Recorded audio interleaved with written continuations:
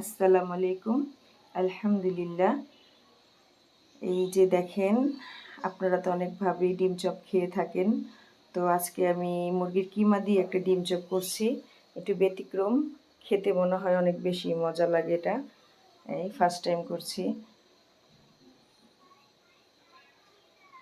মুরগির কিমা আমরা যেভাবে মনে করেন কিমা ভাজার জন্য সব কিছু দিয়ে মাখাই, সেভাবে মাখিয়ে নিয়েছি। তারপরে ডিমে ডিপ করে আপনার ব্রেড গ্রাম দিয়ে এই ডিমটা আমি ভাজলাম।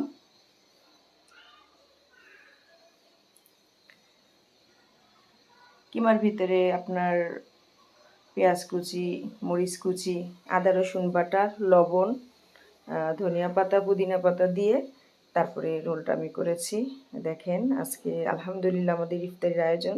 এটা হচ্ছে পুদিনা পাতার জুস।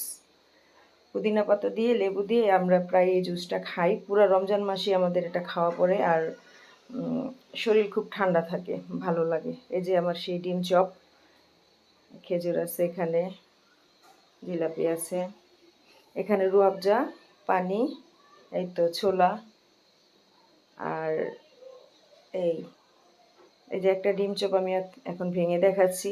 আর আমরা একটু আগে রোজা খুলেছি। এই দেখেন ভিতরটা কত সুন্দর হয়েছে, আর খুবই মজা হয়েছিল, খুবই মজা।